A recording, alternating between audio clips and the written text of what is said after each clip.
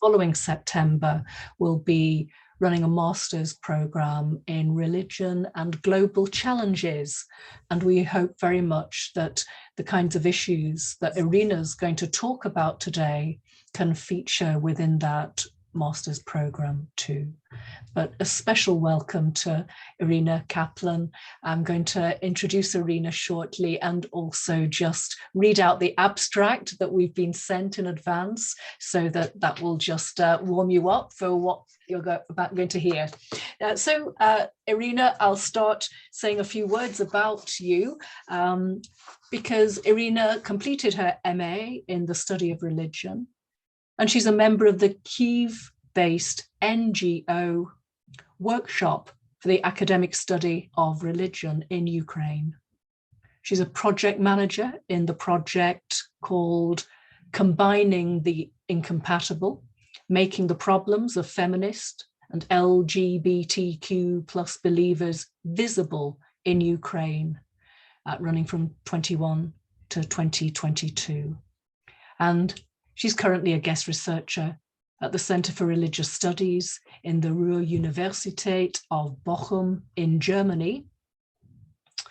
And as you probably saw from the advertisement, today's session's called Combining the Incompatible Identities, Study of Feminist and LGBTQ plus believers in Ukraine.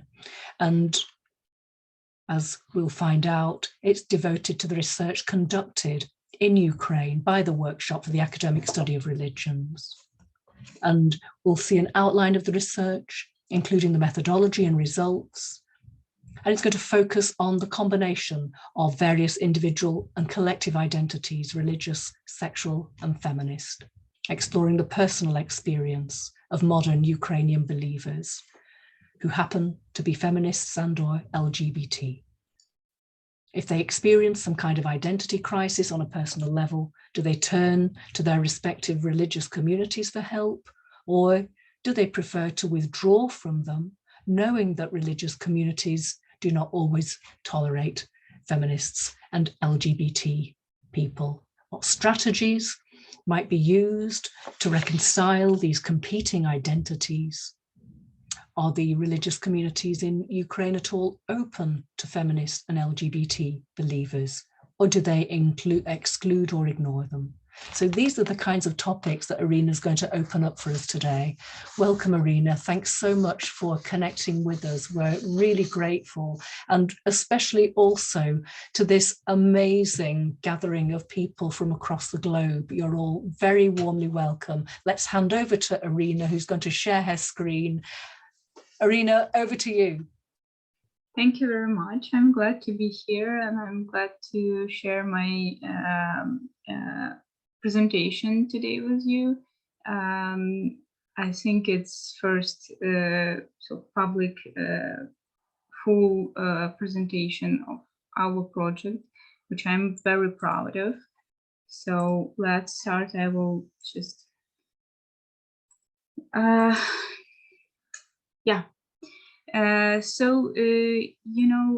the name, I will tell briefly a few words about project and about NGO where I'm working. This NGO is not affiliated to any university, which might be quite unusual, but we found I'm as a member. I hear myself. Is it okay? Yeah, is the sound okay? I'm a member of this NGO. Find this independent status very appealing and very nice. It was founded by students in 2004, and we mostly we already not as students for a long time, but we keep doing some activities. It's mostly non-formal education, such as summer schools, conferences, publishing books, etc., etc. But this is the first research this kind provided by NGO itself. supported by Embassy of Netherlands. And it was running for 1 year. It's over now. During our research, we interviewed 40 people. And now, before starting to explain what we find out, I want to briefly to share the situation in Ukraine, so you can understand why we started to do this at all, what the situation in Ukraine, and with what kind of people we were working. So this is the latest report made by Rosenkopf Center, the biggest and most interesting sociological center who annually do this research about religious situation in religious field in Ukraine. And you can also see the dynamics. You can see that Orthodox losing its position, and pretty much everyone is losing the position, but Orthodox is still a main dominatory religion. It's Ukraine, so it's a bit complicated. Sometimes people respond as Orthodox, but it can be different jurisdiction for Orthodox churches. Of course, it matters for authorities, but doesn't matter that much for people. So they just use Orthodox for everything, any kind. And another big group and very influential group is Greek Ukraine Greek Catholic Church, the full name. They are not that numerous, but they are very active, and they are important actor in Ukraine. So this is our number. Excuse me? Yeah. And most of these churches, they are united in Council of Churches and Religious Organizations. This is also just a council for giving consultations, giving reflection of churches and religious organizations on any kind of events, new laws, any kind of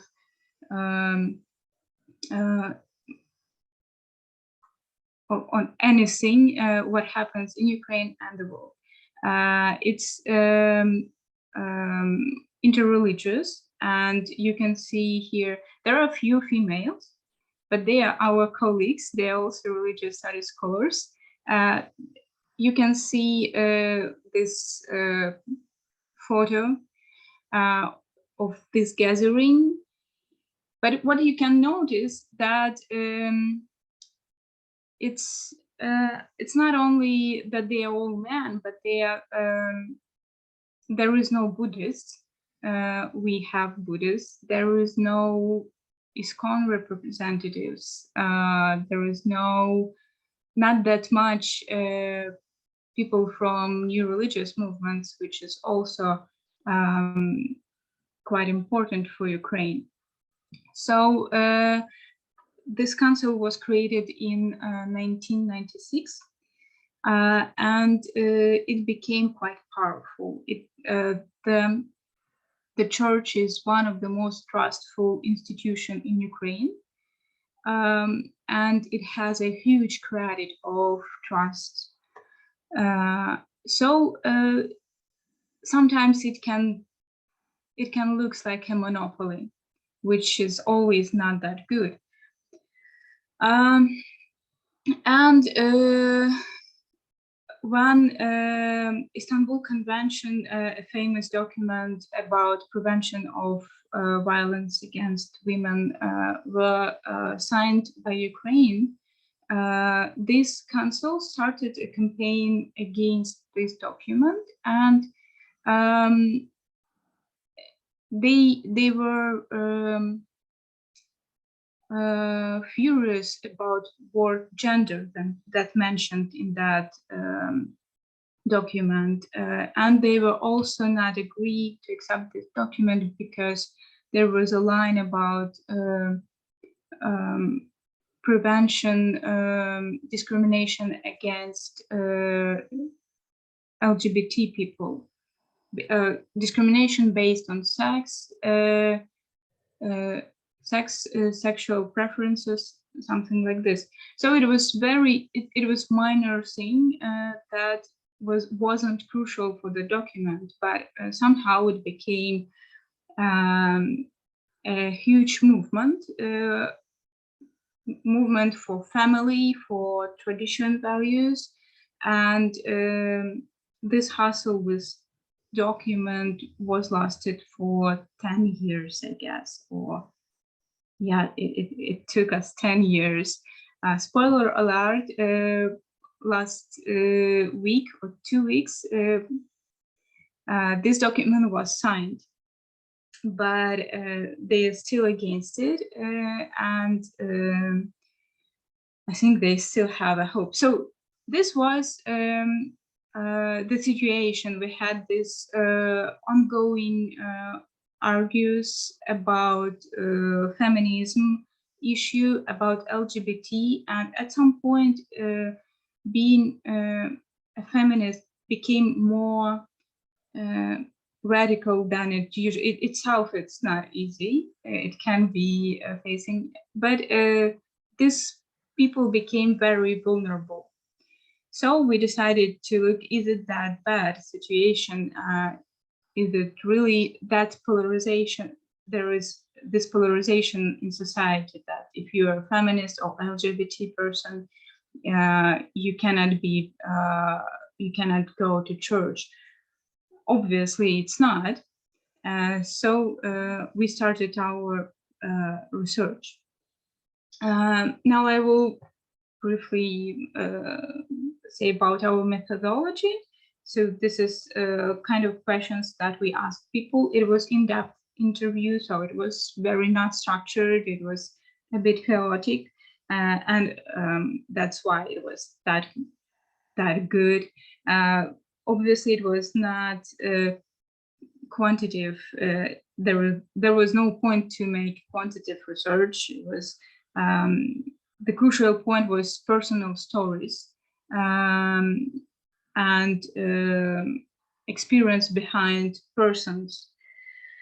Our target group, well, we actually asked people, we were always formulating, give them the same formulation that we are looking for people who identify themselves as believers and as a feminist, and sometimes it's the similar LGBTQ plus people. So they had to decide themselves, are they believers or not? And sometimes it was also quite tricky because when you just chatting online, they might be interested in the project, and when you start to talk and start to ask them questions, they have deeper reflection, and they can change their answer. They can say, oh, I think I'm not that religious, or I'm not sure I'm ready to call myself a feminist. I share these values, but I think I don't want this conflict or anything like this. Of course, all interviews were anonymous, but still. And the biggest issue was with feminists, because they were really very often they were afraid that by feminism we understand something very radical, which is not. That we were open to any kind of feminists, and I assume that there can be pro-life feminists, for example. I would like to talk to them and find out how they manage with this issue. But somehow they were expecting that feminists should be, let's say, very radical. And we had a lot of conversation. Well, I definitely cannot give any pressure, so I was sometimes just asking questions like, what do you feel about this? How do you feel? If you don't feel, of course, we can just stop and not doing this interview. So, yeah. And this is numbers again. It's not a quantitative research. It makes no sense, and it's not representative actually, because we somehow we managed to get a lot of Catholics and Jews, and very interesting that others. It's one or two people who is Muslims, agnostic, Buddhist. Yeah, I think all these two and other by one. So sometimes we were finding very interesting people. We used method snowball method. So we were just asking our friends, our activists, different people who knows, because who might be interested, because open call didn't work that good at all for us. Yeah, I will come back to this issue with plurality, and I would like to start with the quote which I love very much. A person cannot develop spirituality if they cannot communicate on these topics. A person, an LGBT plus person, has come a long way in accepting themselves, accepting themselves in this world, accepting its destiny. A person who has gone through such a path cannot help but wonder why they are here, why they are like that, and how they should live with themselves now, interact with the world. This is a quote by a gay man who identified themselves, and this is quote also tends to Dan Buddhism. He made a really long path. He tried a lot of different communities. He was born in Orthodox family, and then he was just searching for some answers and joining different communities. And he gives this beautiful reflection on how sometimes people feel about it, and how deep these questions, how they can help them to understand their nature.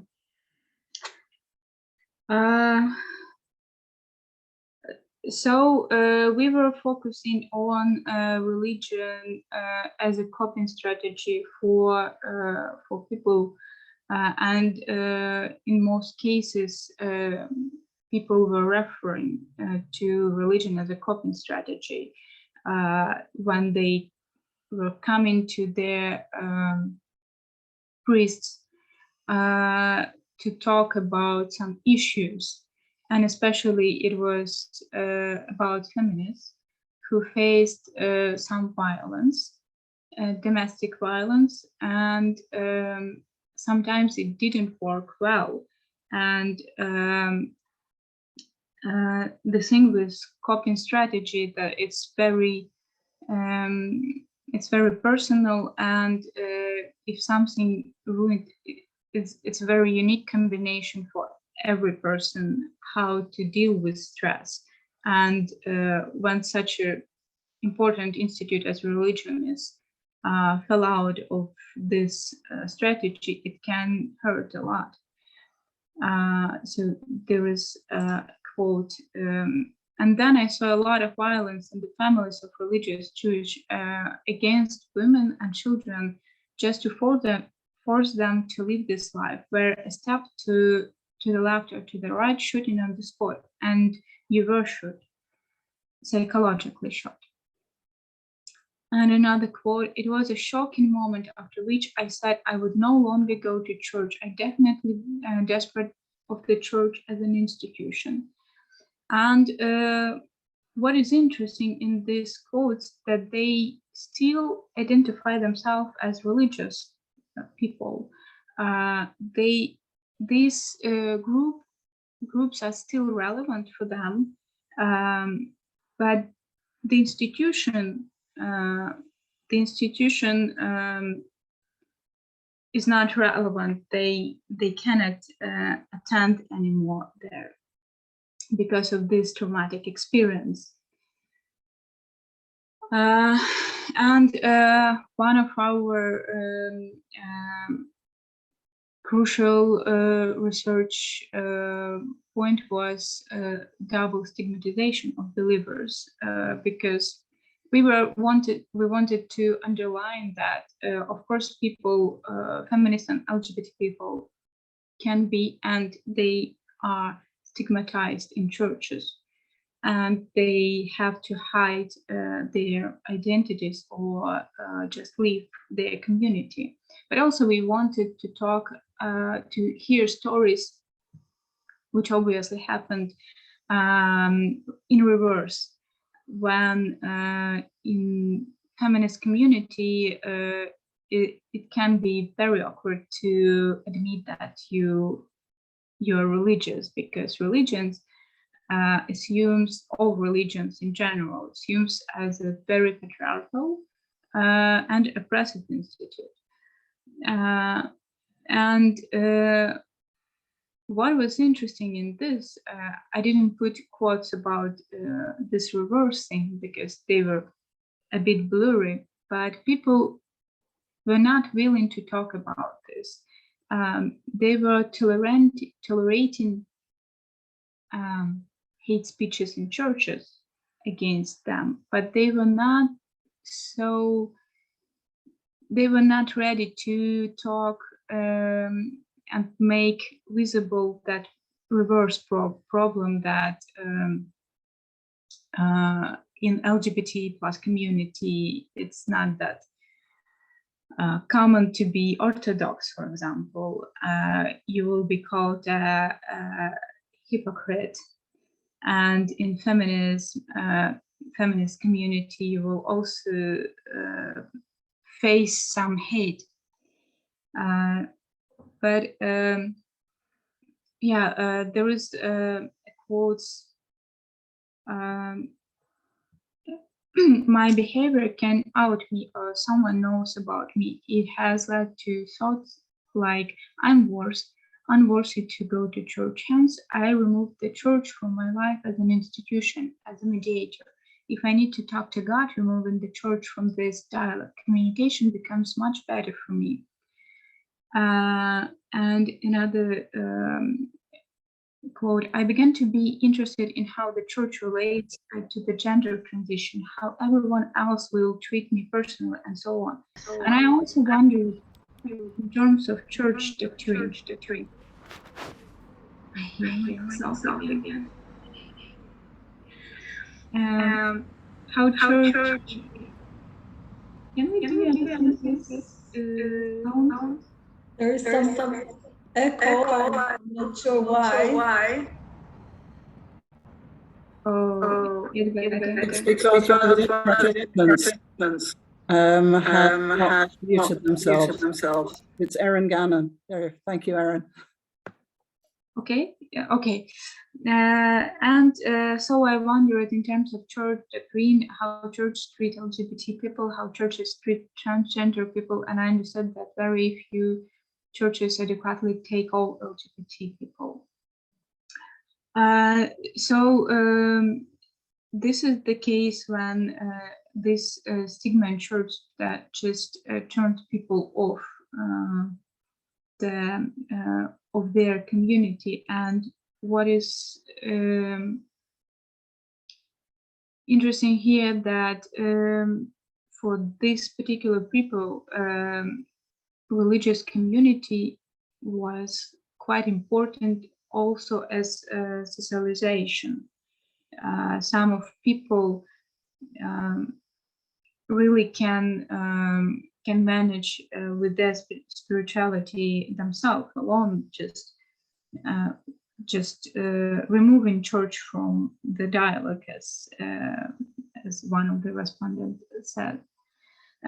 But for some people, there is a problem because they still related to the community. They have friends, they have probably family there. They used to get their support, and because of their identity, other identity, they cannot use this anymore. So there were a lot of sad stories on this issue. And we were talking a lot about combining identities, which is actually in our title. How can you actually do this? What's going on with both of your identities? So we saw a few common strategies. Of course, each story very unique, but there are some common features. One of the strategy is transformation one of the identities in private. So they are not giving up, they just making one of this only for themselves. Of course, there are some cases when people just hide their views in church.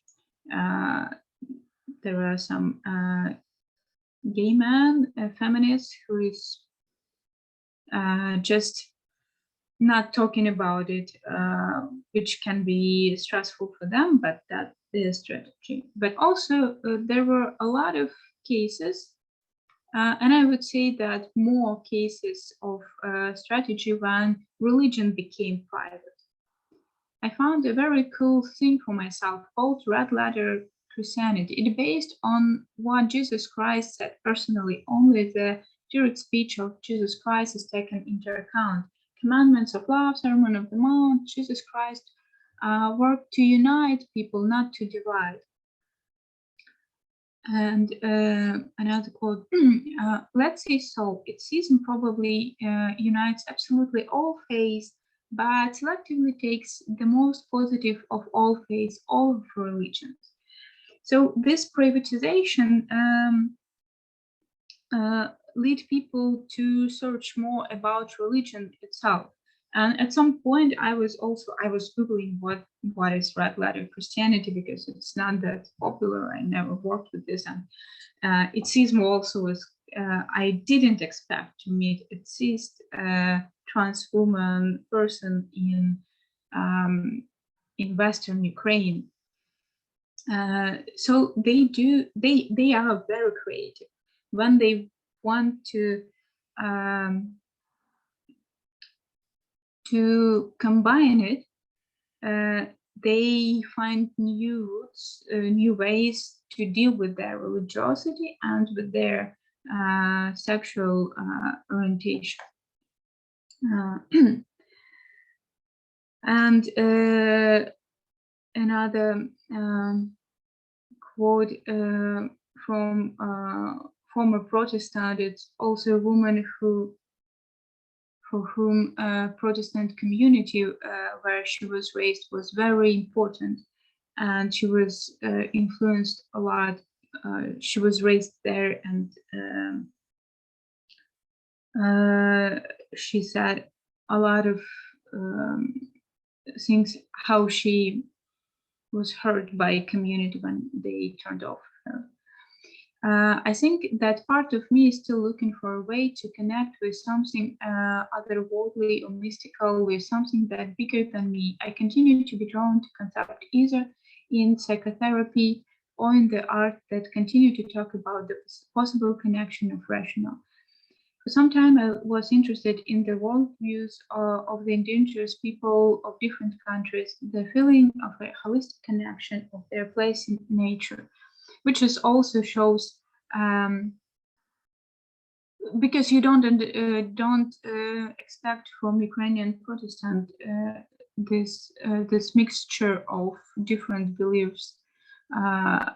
Ukrainian Protestants quite conservative, sometimes worse than Orthodox, and you see how people drawn in this situation, they trying just to create something supportive for themselves.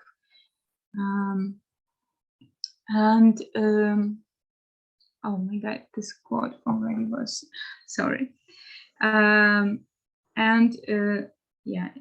This is instead conclusions.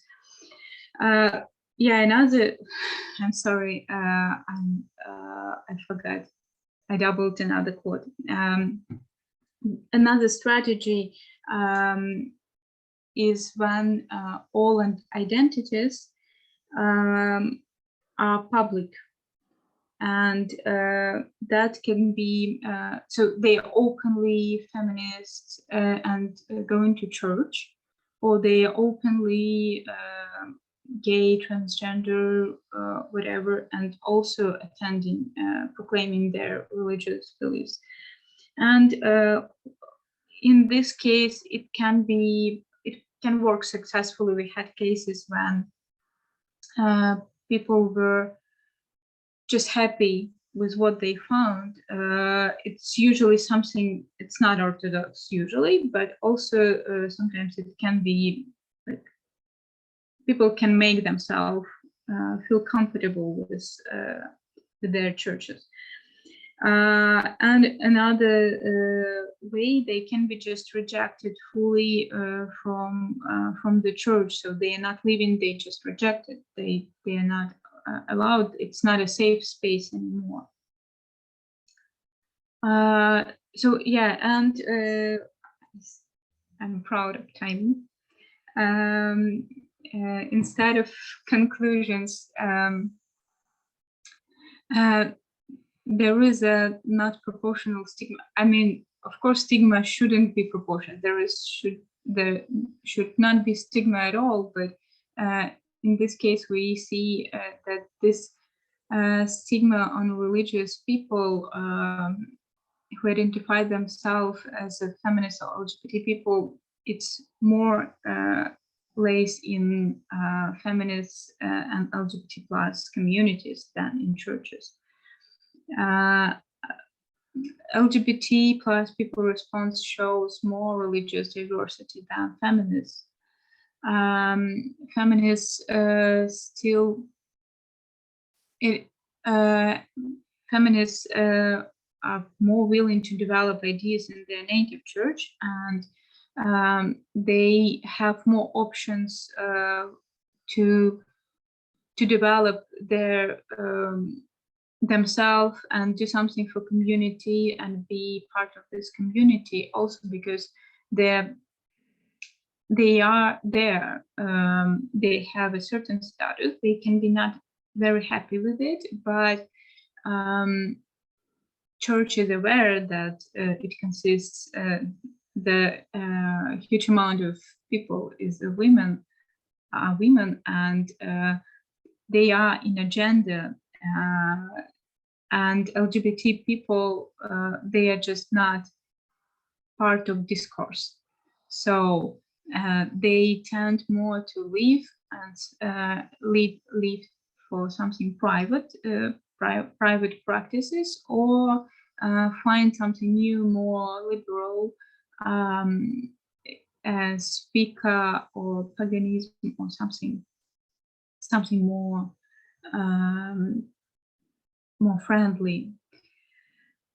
And also another interesting thing we noticed, that there were a few people who experienced staying abroad for a long time, for a year, for exchange or for work, and they were attending to churches. Sometimes it was still Orthodox Church, but Orthodox Church in London, it's not the same, but Orthodox Church somewhere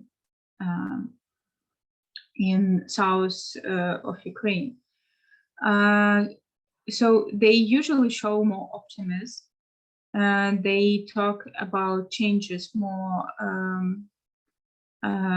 freely, and they tend to stay in churches and waiting for these changes and actually participating in these changes. And people who never had this experience usually quite pessimistic about future of churches. But still, for both groups, and feminists and LGBT plus people, a huge tendency just live for private religiosity and not making extra conflicts for themselves. Yeah, so I think, yeah, it's 40 minutes. Thank you so much. Iryna, that was great. Thank you. Listen, let's try to open this up for conversation, questions, discussion. And I think Afira was indicating that if you do have a question, you can raise your hand or possibly put your question in the chat, or if you want to make a comment, you could put it in the chat as well. But also we encourage you to speak if you want to speak. If you prefer to put your question in the chat, I think Afira will kindly be able to prompt me in case I miss that. So I'll work with Afira to make sure we gather up all of the thoughts and comments and ideas. Shall we open it up now? Has anyone got a question or comment that they would like to make? You are very, very welcome to speak, or just indicate that you would like to speak. Maybe give them half a minute or so to think what they want to ask.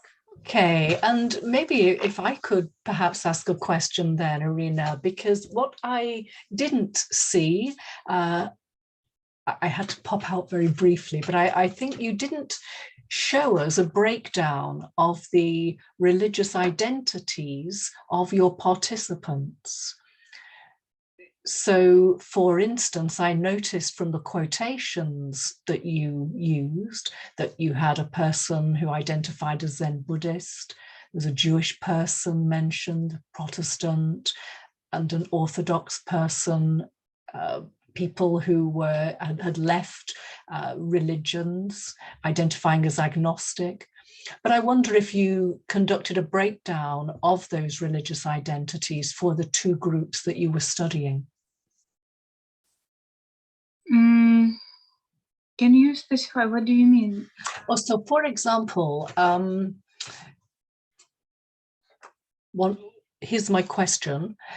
Given that the data you provided about approximately 60% of people in Ukraine identifying as Orthodox, then we might imagine that the majority of your research participants could potentially be Orthodox because there's more folk around who are Orthodox. And I wonder if that happened in practice, or whether you found some of the smaller religious groups more disproportionately represented in your sample study. Yeah, for sure. There is a disproportion, and the group that we worked with is not representative for Ukrainian society at all.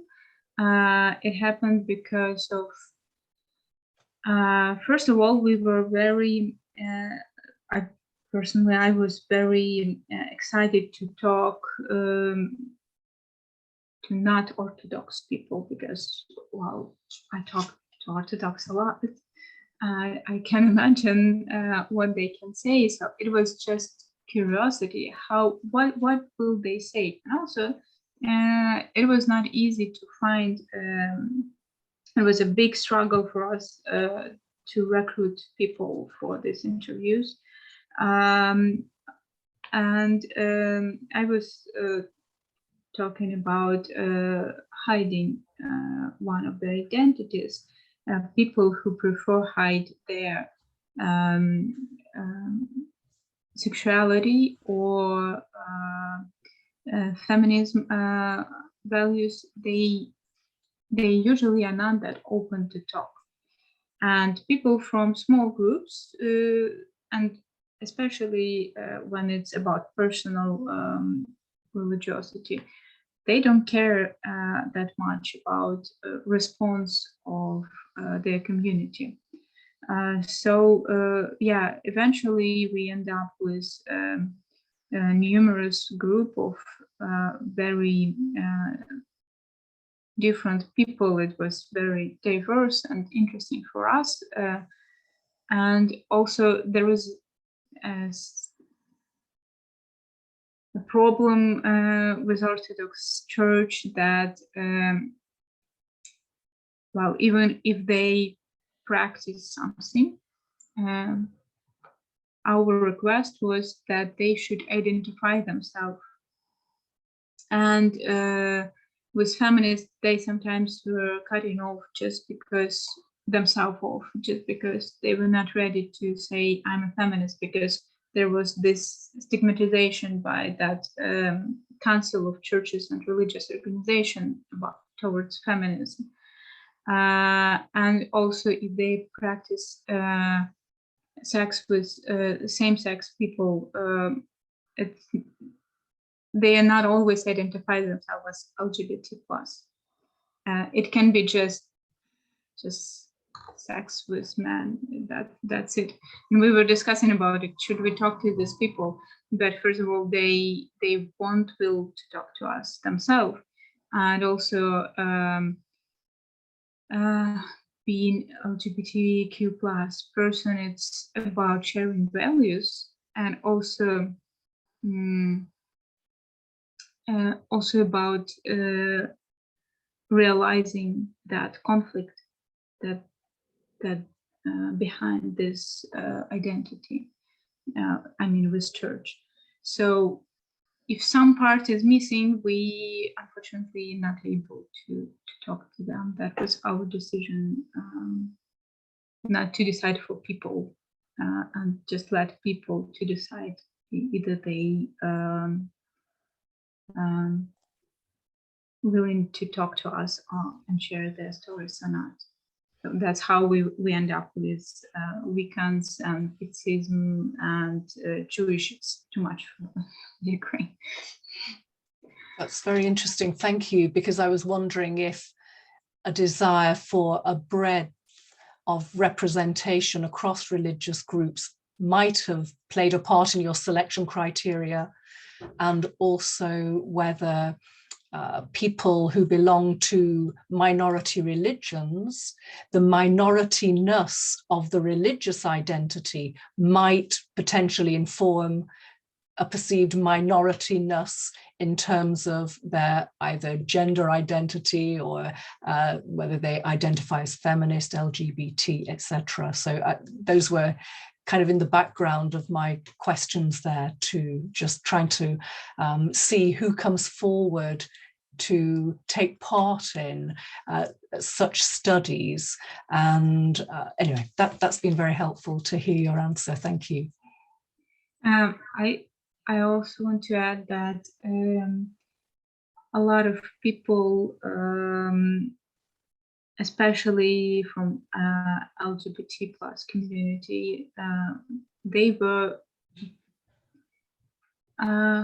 very generous on reflection, and they did a lot of research themselves, They were searching for new communities. They were coming and living and reading books, doing practicing something new, meeting new people, talking about their spiritual life, and it gives you certain skill. So they were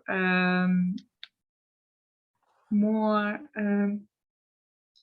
flexible, more relaxed. They were able to talk about these issues for hours. And with feminists, it was a little bit different. They were, it's quite a different group, and they have their own issues. For future, it's definitely we should separate them.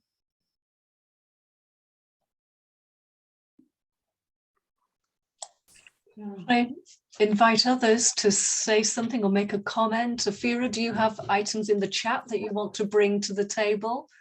No, but I was wondering whether anybody would like to ask or comment or suggest anything. You can just... May I say that Iryna is actually right, and even I mean, I'm quite far from that topic, but living in this society for many years, I've noticed that really our religious establishment is not inclusive at all. And while believers do tolerate people belonging to other confessions, to Jewish people, to Baptists, to, for example, Roman Catholics or Greek Catholics. And here in Precarpathian and Transcarpathian region where my family is living currently, we even see many churches where believers from different confessions may have their services even in the single day. So that is a good thing, I think, because some 10 years ago, they didn't provide even this opportunity. While on the other hand, Iryna is really right, and her results of her research are really very truth, because people who consider themselves belonging to different minorities, to different social and sexual minorities, they hardly can be welcomed in most of our Ukrainian churches, and they really face different kind of oppressions, which is very sad, unfortunately. Thank you. Thank you. Hannah left an interesting comment in the chat. Hannah, would you like to say it yourself, or would you like me to read it?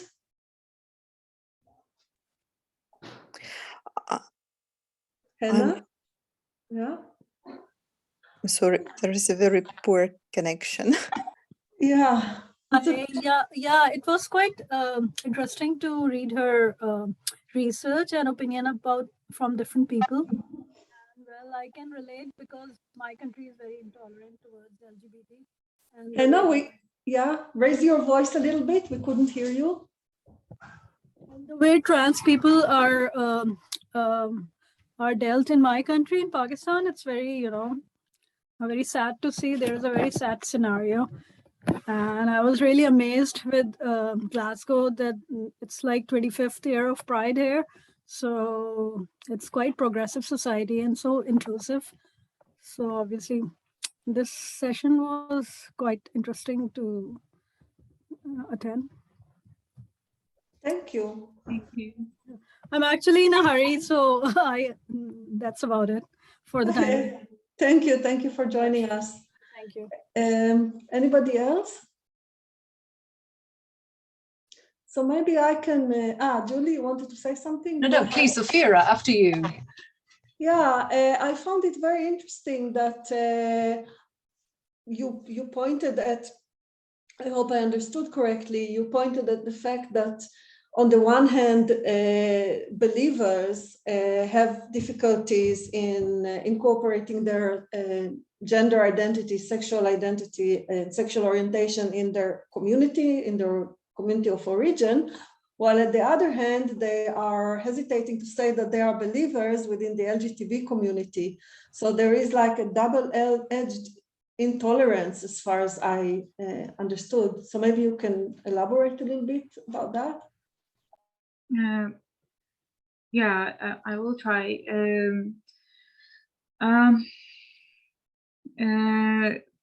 This is quite interesting for me topic, which is not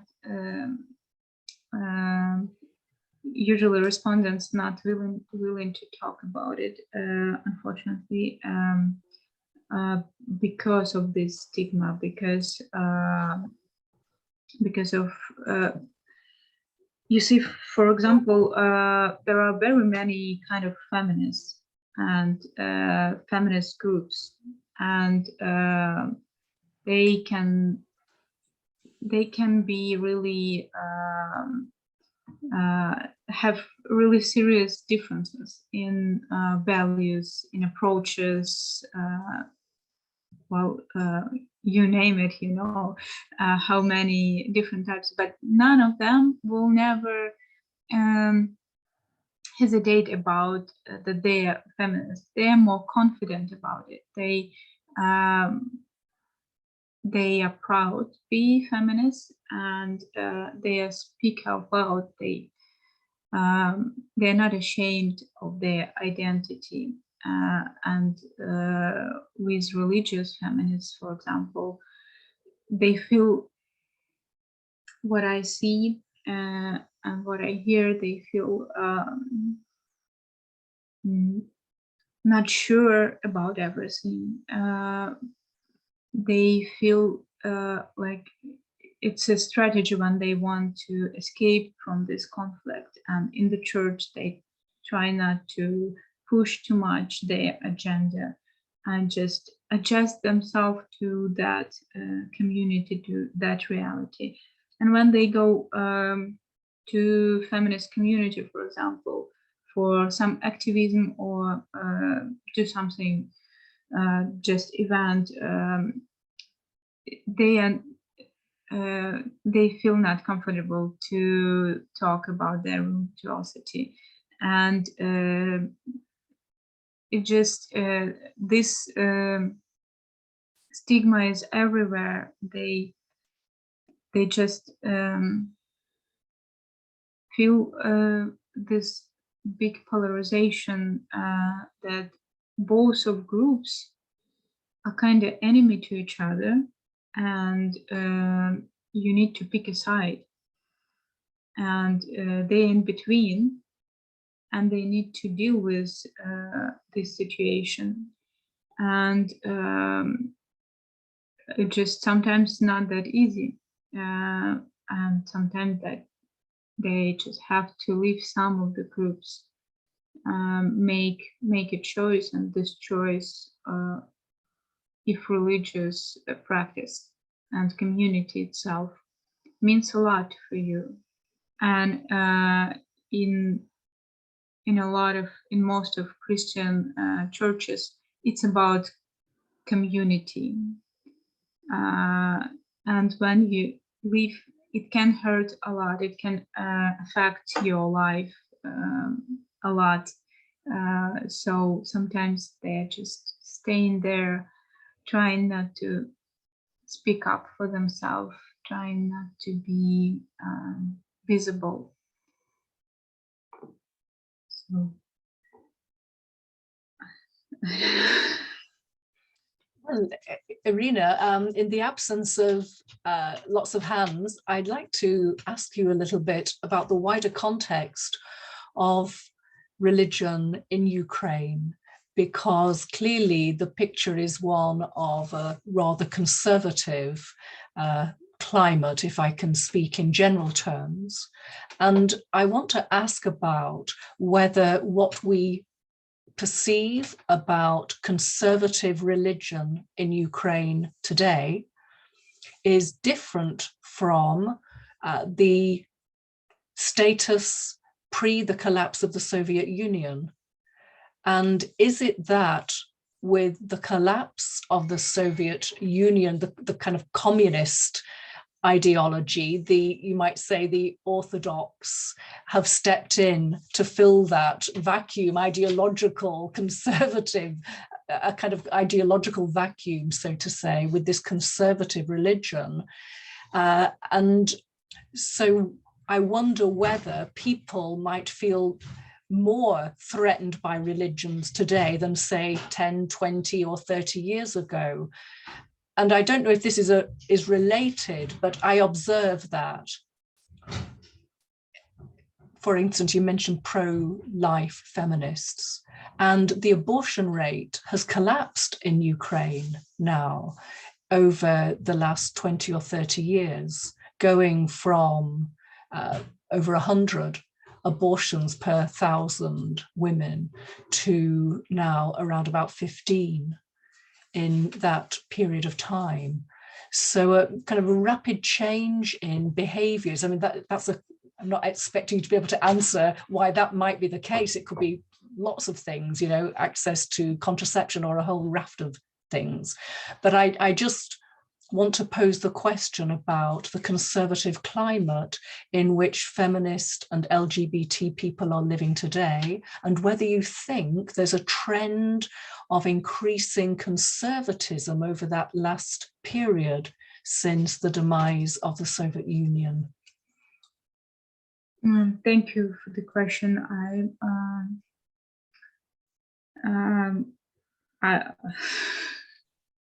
There are a lot of researches about this, and I'm not a specialist, didn't study that much these researchers, but what I can say that there was this vacuum that you mentioned, and it was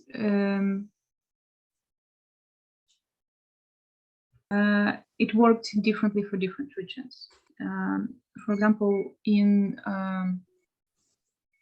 Western Ukraine, this place took Ukrainian Greek Catholic Church and became very influential and very powerful. And it still has a huge credit of trust. And if sometimes they can be not happy with decisions of Pope, but they stay in this church because they trust their local patriarch. So they see the difference that it's a little bit. So it also about social work that this church provided, a huge support for people that they provided after collapse of USSR. It's about Western part, and on the East, the people were more tend to be atheists, and after collapse, there was huge explosion of new religious movements. It was so diverse, so interesting. It was a perfect time to be religious scholars because you had so many jobs, and they were very syncretic. It was mixed up everything, and people were searching for everything, for something new, for some spiritual experience, because they were tired of this atheism, of being rational. And of course, this collapse, it was a big, huge stress. They wanted to have some answers, and they were joining ISKCON, founding new Buddhist Sangha. So it was very colorful in that sense region. And of course, Orthodox,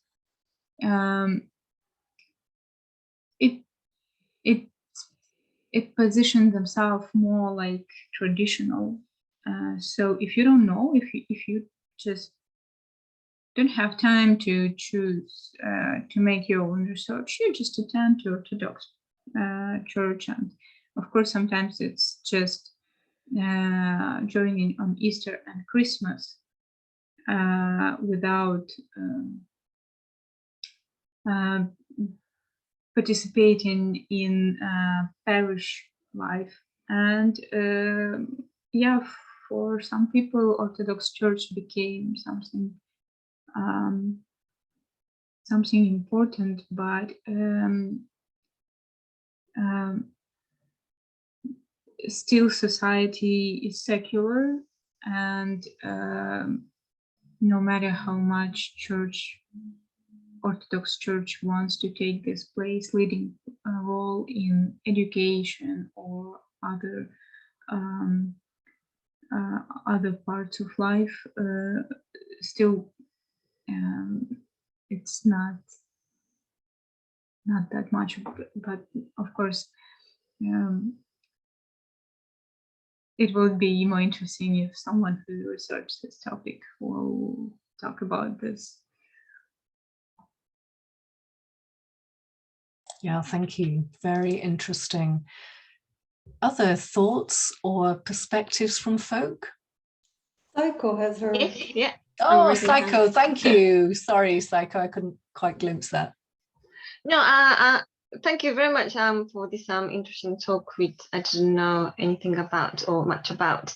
And Hannah also mentioned in the chat that it would be if you could expand a little bit more about Leftism, what one of the participants said about, probably uniting absolutely all faiths. And yes, so if you could expand a little bit more on that, that'd be great. Thank you. Yeah, it's actually Ism. Oh, Ism. It's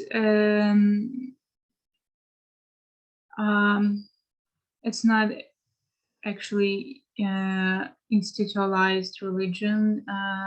So this girl found something. She was reading, searching, and she found this sort of religion that based on thesis that there is something.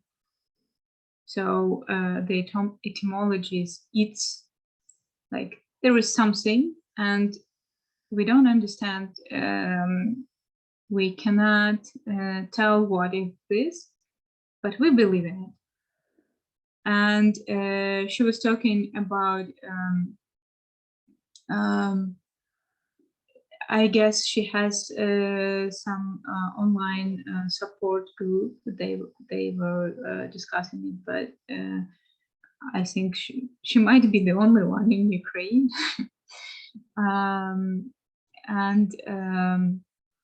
Yeah, she was mentioning that it collects, you just pick what you like from religion and apply to your life. So that was I was talking when mentioning that they are very creative. That's what they actually do. Just no, it's I will write.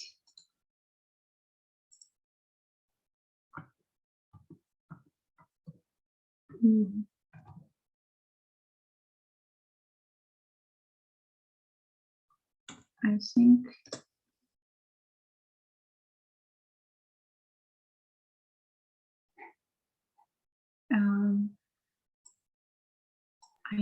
I will come back and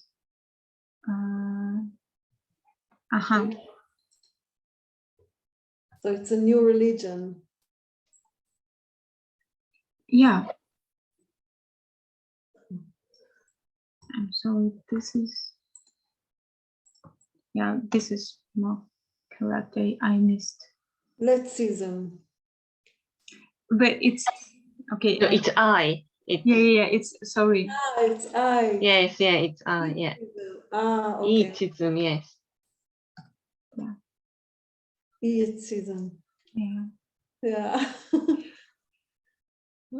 Interesting, thank you. Oh, very interesting. I just want to give a small comment because when I discussed it with Iryna, her project, I asked her what kind of theoretical approaches they adopted in this project. Was it gender theories or feminist theories, and she insisted that their approach, right, was a religious studies approach because they didn't want to be judgmental, you know, they wanted to let it be. And I thought it was, maybe you can say a few words about that before we split. It was very touching, you know, that you don't want to judge, right? Yeah. Because even as a feminist, I cannot agree sometimes with another feminist, especially like if it's Muslim feminist, for example. I can have some troubles with this, but that was crucial for me that their stories, this is the subject of this research, not my my view on it, not my values, not my stories. I'm just listening and I'm trying to understand. And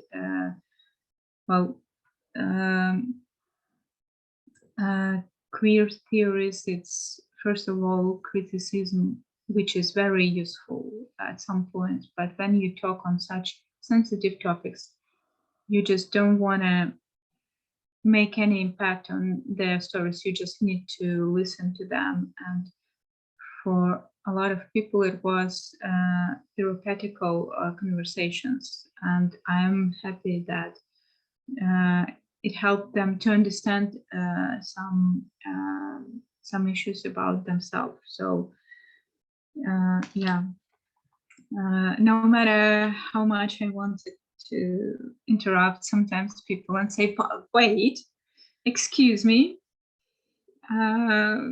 But yeah, I was just listening and I'm nodding.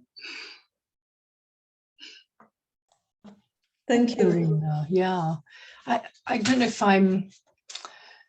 if I may ask a question, and it really concerns the dreadful situation now in Ukraine of the war.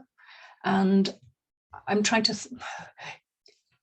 not going to talk about the ghastly atrocities and awfulness, and we are totally in solidarity with the Ukrainian people at this time, and it's a terrible affront to humanity what we are witnessing. So having said that, I now want to ask a boring religious studies question about stuff to do with the way in which religiosity often intensifies at times of war. So that's one general characteristic that we often observe, that religiosity seems often to intensify at times of war. But also the experience after World War I, for instance, in the UK, was a huge collapse in religious identity and religiosity. After World War I in the UK, many, many people stopped attending church as the institutionalized way of life in Britain. So just with those sociological elements in mind, I'm now wondering how that pattern might connect to the people we've been thinking about, your research participants, people who identify as feminist, people who identify as LGBTQ+, and whether they will find the current context and post-war context as a safer place to be gay, or a safer place to be a feminist than our current situation in Ukraine, which seems rather intolerant with this.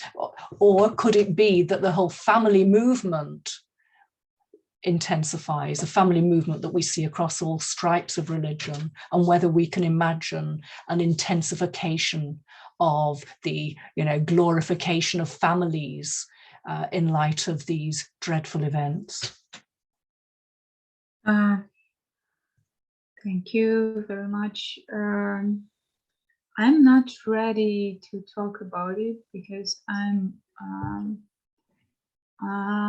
looking at the situation. I'm trying to observe, and sometimes it's hard to understand the common trends, what is going in general, because personally I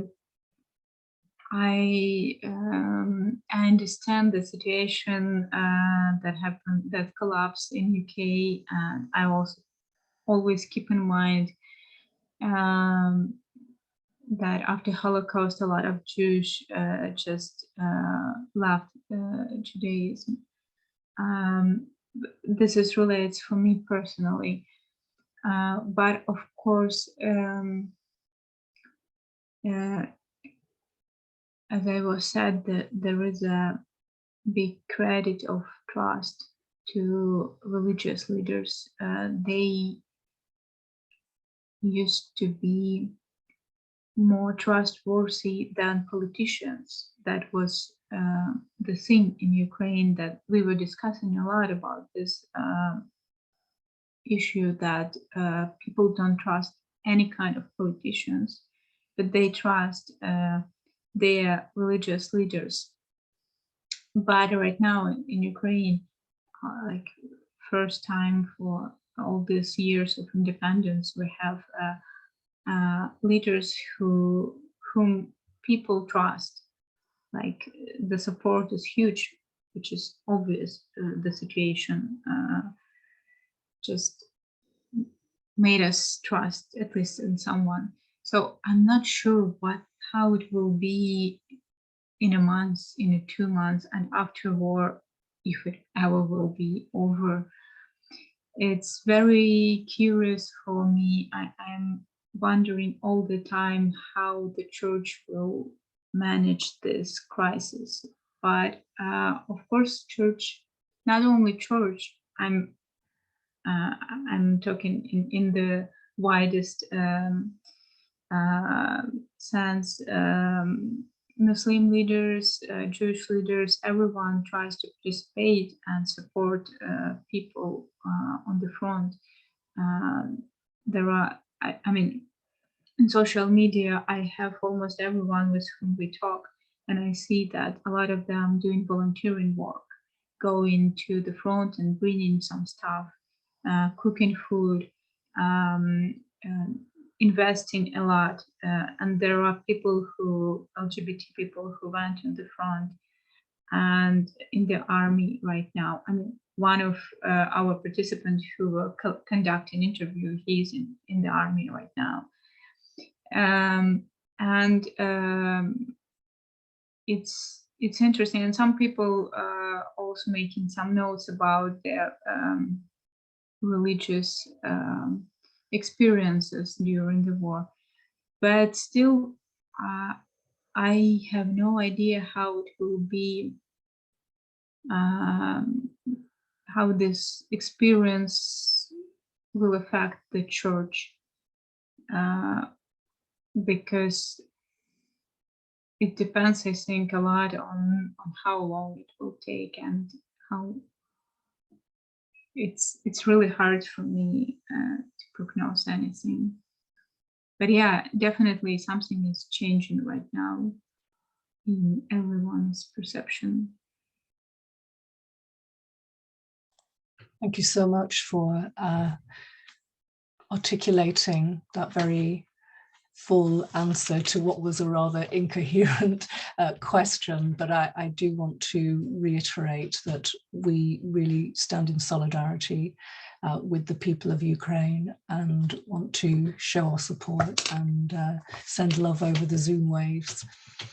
But can I ask others to say any words at this point, or are we all out of thoughts right now?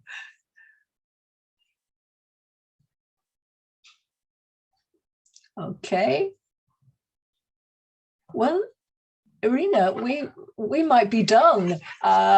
Listen, can I ask you all to show some sign of appreciation for this amazing and important piece of research, which I hope is going to get written up, and we can read more about it. Thank you, Iryna, and really, we're very, very grateful for everything that you're doing. Absolutely. Thank you very much for coming and presenting to us. It's such a traumatic time and on a sensitive and important issue. It's hugely appreciated. Thank you. Thank you very much. It was a pleasure to share with you our results, and I hope it was inspiring not only for me but for you too. Thank you. It definitely was. Yeah, I hope maybe we can meet in person one of these days. Well, yeah. Yeah, maybe even in Ukraine. Maybe the war finishes soon, I hope. I would love to host you. Yeah. Okay, so thank you everybody, and this was recorded and we are planning to put it on our website of the research cluster, so you are all welcome. And that's it. See you next year. That was the last talk for this semester. Thank you so much, Iryna. Okay, thank you Thank you very much. Thank you.